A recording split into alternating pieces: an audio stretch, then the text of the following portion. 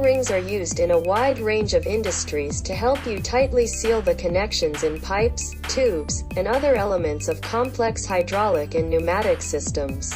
Due to many applications, there is also a wide variety of O-ring material choices available.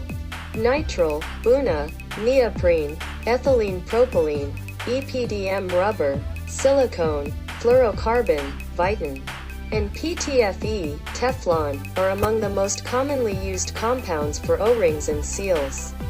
As we all know, O-ring durometer impacts overall sealing function of the seal depending on application parameters.